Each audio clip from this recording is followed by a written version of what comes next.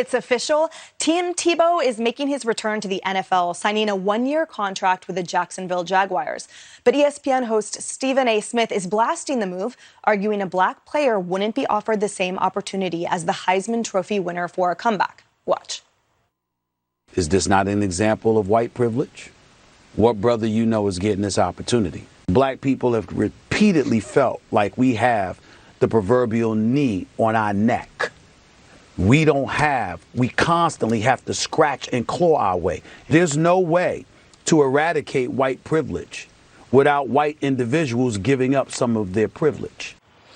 Here to react, former NFL player and CEO of the Brewer Group, Jack Brewer. Good morning to you, Jack. Great to see you again. Your perspective is so valuable here. Tell us your thoughts on what Stephen A. Smith had as contrasted with potentially just straight competition and the opportunity for who competes best.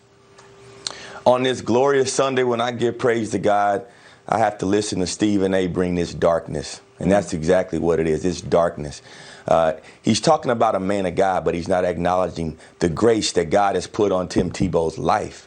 And that's the real issue here. For him to talk about race in the National Football League when it's made up of 80% of the players being black. Listen to me. Almost 80% of the players in the National Football League are black.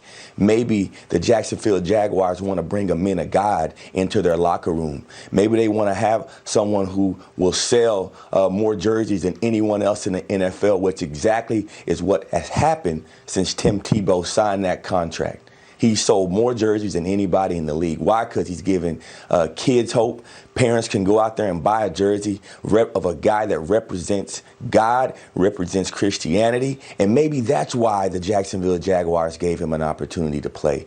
We can't forget, he hasn't made the team yet. They're just giving him a chance. And what's wrong with that? That should be celebrated in America because that's what this country is really about, not the perspective of Stephen A. Smith and the left that's trying to constantly divide us with this sick, demonic culture that's spreading across our kids. That's exactly right, Jack. And just earlier, Will and Pete and I were discussing as well the commercialism, the capitalist quality of the franchises, which is their right, frankly, for them to thrive. To your point about the jersey selling, what if this is just an investment they're making to get their return for their own franchise, highlighting a man of God, highlighting a really wonderful person as an ambassador to the community. And as they put it, when he was competing, he's a man like he's 18 again. They said he's in the best shape of his life. So for all of those reasons, it seems like a sound decision, and the only one bringing race into it was Stephen A. Smith. 100%. I mean, you can't even run a business anymore in America if you're a white man. I mean, what is going on? Right. It makes no sense. Blacks in America have gone through so much.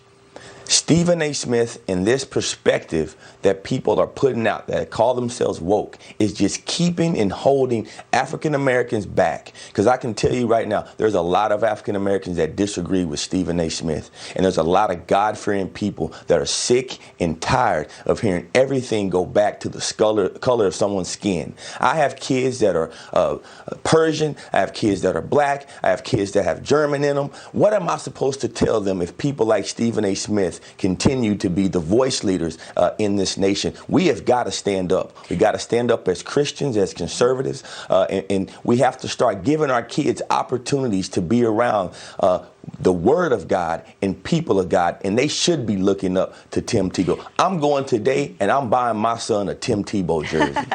I love it. And Jack, speaking of youth and the opportunities, you've launched a faith-based academy for at-risk youth. Tell us about that. You know what? We got sick and tired of talking about the problem. We want to be part of the solution.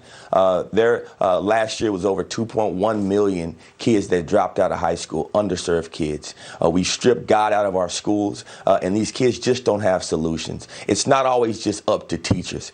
We also have to depend on coaches and influencers and mentors, and that's exactly what we're trying to bring. We're a faith-based organization, and we're not going to stand for kids that don't follow discipline. We're going to stick to the word of God. We're going to pray over our kids. And we really, truly feel that we have a solution for this sick problem that's happening. Our streets are filled with these kids having run-ins with law enforcement. We have these kids are shooting at each other. They've lost the love for humanity. And that's a parenting problem. And so we all have to step up and do something. And I hope that everyone would join us across this nation in doing this project.